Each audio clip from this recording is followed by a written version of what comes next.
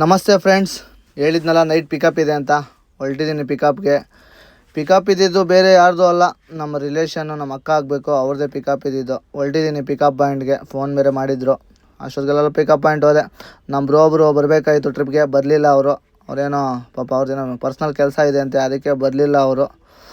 ನಮ್ಮ ಐಶು ಅವರು ಗಾಡಿಗೆ ಪೂಜೆ ಮಾಡೋಕ್ಕೆ ಸ್ಟಾರ್ಟ್ ಮಾಡಿದರು. ಭಗವಂತ ಒಳ್ಳೇದು ಮಾಡಲಿ, ಐಶು ಅವ್ರಿಗೆ, ಅವ್ರ ಫ್ಯಾಮ್ಲಿಗೆಲ್ಲ ಒಳ್ಳೇದು ಮಾಡಲಿ ಅಂದ್ಬಿಟ್ಟು. ಆಮೇಲೆ ನಮ್ಮ ಬ್ರೋ ಒಬ್ಬರು ಗಾಡಿಗೆ ಈಡ್ಗಾಯಿ ಹೊಡಿತಾಯಿದ್ರು, ಗಾಡಿಗೆ ದೃಷ್ಟಿ ತೆಗಿತಾಯಿದ್ರು. ಹಂಗೆ ಎಲ್ಲ ಒಬ್ಬೊಬ್ಬರೇ ಹತ್ಕೊಂಡು ಬಂದರು. ಆ ರಾಘವೇಂದ್ರ ಸ್ವಾಮಿ ಅವ್ರಿಗೆ ಒಳ್ಳೇದು ಮಾಡಲಿ, ಭಗವಂತ ಅವ್ರಿಗೆ ಆಯುಷ್ಯ ಆರೋಗ್ಯ ಕೊಟ್ಟು, ಅವರು ರಾಘವೇಂದ್ರ ಸ್ವಾಮಿ ಹತ್ರ ಏನು ಬೇಡಿದಾರೋ ಎಲ್ಲ ಈಡೇರಲಿ ಅಂದ್ಬಿಟ್ಟು ನಾವು ಭಗವಂತನ ಹತ್ರ ಪ್ರಾರ್ಥನೆ ಮಾಡ್ತೀವಿ. ಹಂಗೆ ಆಮೇಲೆ ಬಂಕ್ ಹತ್ರ ಬಂದ್ವಿ. ಬೇಬಿಗೆ ಬರೀ ಡೀಸೆಲ್ ಹಾಕ್ಸಿ. ಆಮೇಲೆ ಐಶು ಅವರ ಯಜಮಾನ್ರದ್ದು ಬರ್ತಡೇ ಇತ್ತು.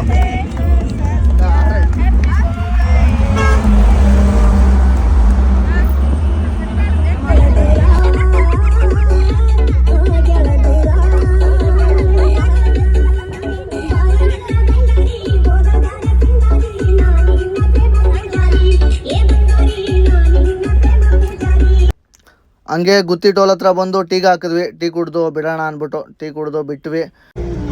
ಮತ್ತೆ ಬೆಳಗ್ಗೆ ಕರೆದಿತ್ತು. ಹತ್ತತ್ರ ಇನ್ನೇನು ಆದೋನಿ ಹತ್ತತ್ರ ಬಂದ್ವಿ.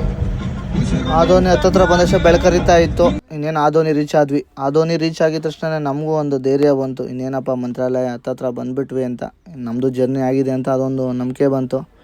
ಇನ್ನೇನು ಹತ್ತತ್ರ ಮಂತ್ರಾಲಯ ಬಂತು. ರಾಘವೇಂದ್ರ ಸ್ವಾಮಿ ಹತ್ರ ಬೇಡಿದ್ದೊಂದೇ, ಭಗವಂತ ಎಲ್ಲರಿಗೂ ಒಳ್ಳೇದು ಮಾಡಪ್ಪ, ಎಲ್ಲರಿಗೂ ಆಯುಷ್ ಆರೋಗ್ಯ ಕೊಟ್ಟು ಕಾಪಾಡಪ್ಪ ಅಂತೇಳಿ ನಾವು ಪಾರ್ಕಿಂಗ್ ಕಡೆ ಬಂದ್ವಿ. ಕಸ್ಟಮರ್ನ ಪಾರ್ಕಿಂಗಲ್ಲಿ ಇಳಿಸಿ ನಾವು ರೆಸ್ಟ್ ಮಾಡೋಣ ಅಂತ ಹೊರಟಿದ್ದೀವಿ.